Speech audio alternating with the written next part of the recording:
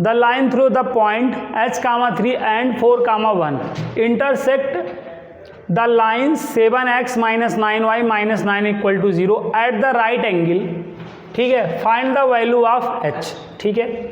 बिंदुओं h, 3 और 4, 1 से जाने वाली रेखा 7x - 9y - 19 = 0 को समकोण पर राइट एंगल पर प्रतिच्छेद मतलब इंटरसेक्ट करती है, तो h का मान बताओ, ठीक है। तो ये लाइन है कौन, 7x - 9y - 19 = 0, ठीक है। और ये पॉइंट्स हैं आपके, ये देखो दो पॉइंट्स दिए गए नहीं, एक पॉइंट यहाँ जूम कर लो और एक यहाँ जूम कर लो, बात को समझो। ये लाइन है और ये दो पॉइंट है, ठीक है। तो इन पॉइंटों को मिलाने वाली रेखा इस लाइन को क्या करेगी, राइट एंगल पर क्या कर रही है, राइट एंगल पर मतलब 90 डिग्री पर, मतलब परपेंडिकुलर है, परपेंडिकुलर ना, ये दोनों लाइनें एक दूसरे के क्या हो गई, राइट एंगल का मतलब परपेंडिकुलर है ना। तो यहाँ पर बात को समझें, ये पॉइंट आपका h, 3 है और ये 4, 1 है, ठीक है। तो एक बार क्वेश्चन को अगेन समझ लें कि the line through the point h, 3, 4, 1 कह रहा है h, 3 और 4, 1 से जो लाइन थ्रो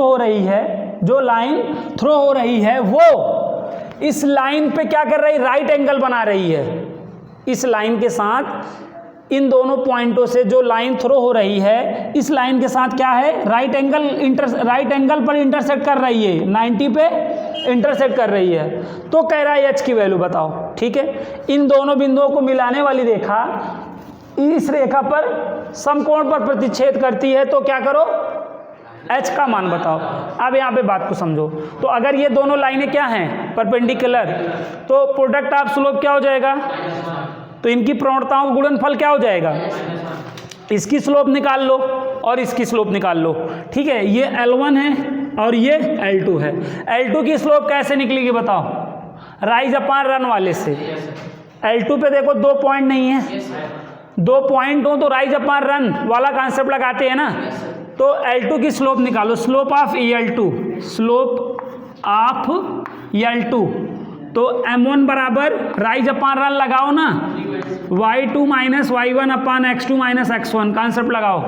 अब यहाँ देखो ये x1 y1, बात को समझो, ये x2 y2, तो क्या हो जाएगा 3 - 1 अपॉन h - 4, तो क्या आएगा 2 अपॉन h - 4, बोलो।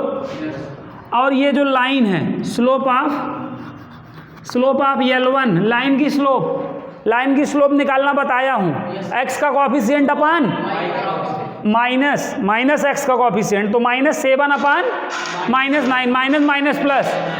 तो यहाँ पे M2 क्या आ गया, सपोज ये L2 है तो इसको M2 बोल दो, और ये L1 है तो इसकी स्लोप को M1 बोल दो।